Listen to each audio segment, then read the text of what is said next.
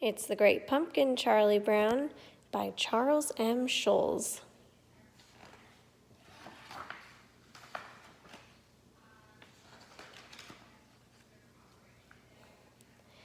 Dear Great Pumpkin, I'm looking forward to seeing you on Halloween night. I hope you will bring me lots of presents. Every year, Linus writes to the Great Pumpkin, and every year he waits in the most sincere pumpkin patch he can find, hoping to see his mysterious hero.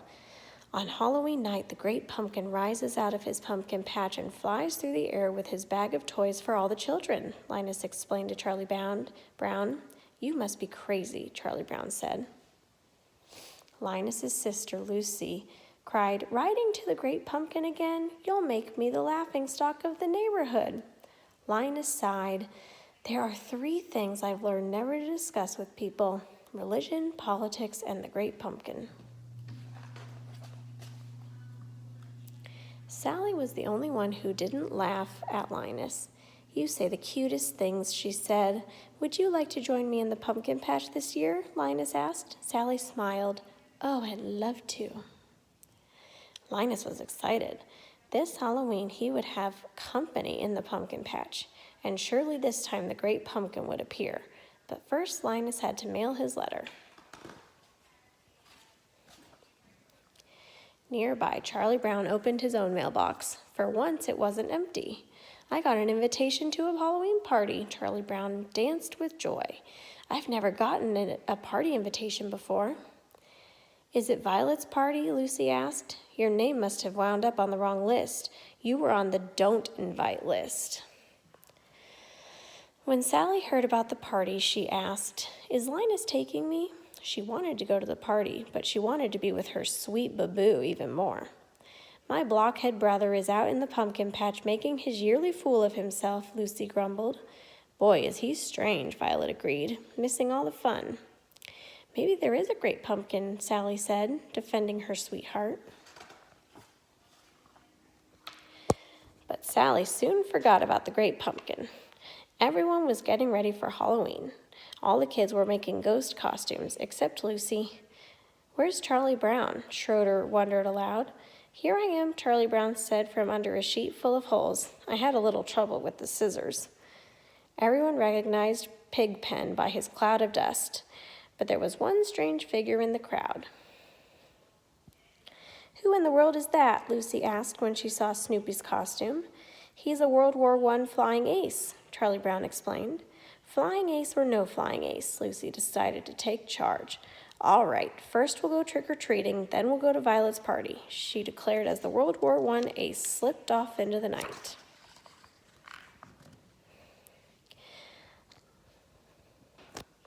Linus was waiting at the pumpkin patch when the rest of the gang walked by.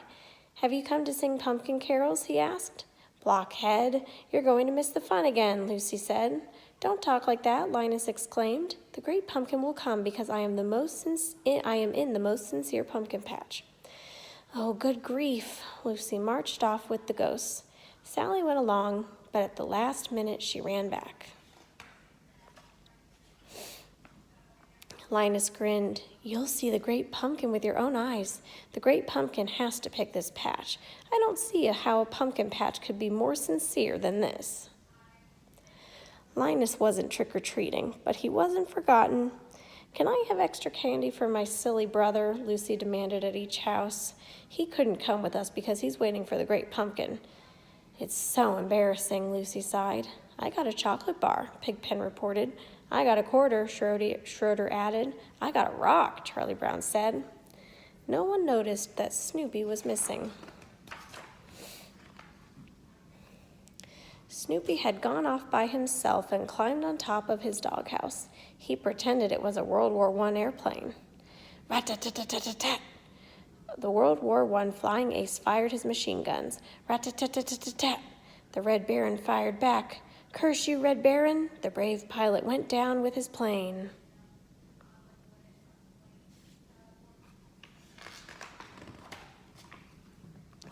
The World War I flying ace sneaked off into the night behind enemy lines. He took shelter where he could, but always pressed on toward his goal. On their way to Violet's house, the gang stopped at the pumpkin patch. They couldn't believe Sally was going to miss the party. "Just wait until the great pumpkin comes," Sally shouted. "Linus knows what he's doing. The great pumpkin will be here." But Sally was beginning to have her doubts. As soon as the other kids left, Sally turned to Linus and shouted, "All right, where is this great pumpkin?"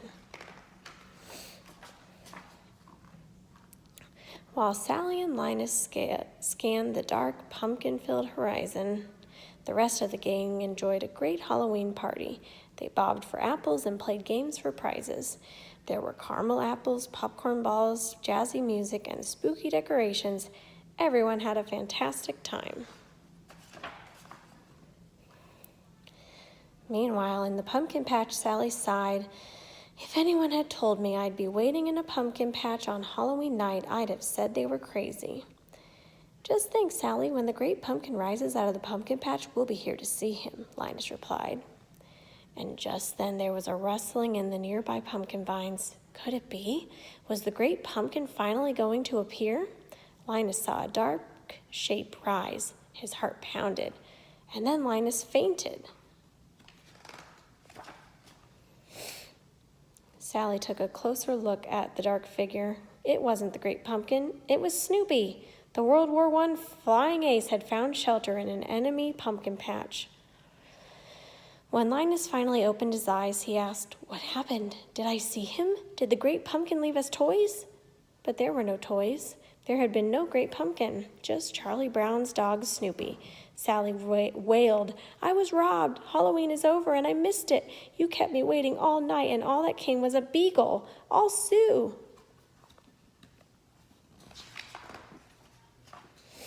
After the party, the trick-or-treaters stopped by the pumpkin patch to check on Sally and Linus. Sally was furious, but Linus still wasn't ready to give up. "Hey, aren't you going to wait and greet the great pumpkin? It won't be long now," Linus shouted. The children just walked away. Sally left too. "If the great pumpkin comes, I'll still put in a good word for you," Linus called after them. "Good grief. I said if, not when," cried Linus. "One little slip like that can cause the great pumpkin to pass you by," he said, fretting. "Oh, great pumpkin, where are you?" Ding, ding, ding, ding. At 4 a.m, Lucy's alarm clock chimed. She got out of bed and went to Linus's room. As she expected, the bed was empty. Lucy put on her coat and went to the pumpkin patch. She found her little brother shivering and alone. Once again, Linus had missed Halloween. Lucy brought her brother home, took off his muddy shoes, and tucked him in bed. Another Halloween had come and gone, and the great pumpkin hadn't appeared. The next day, Charlie Brown tried to make Linus feel better. "Don't take it too hard. I've done a lot of silly things in my life, too." "Waiting for the great pumpkin isn't silly," Linus replied. "Just wait until next year, Charlie Brown. You'll see. I'll find a pumpkin patch that's real sincere, and I'll wait until the great pumpkin rises up. And who knows, maybe next year." It's the great pumpkin, Charlie Brown.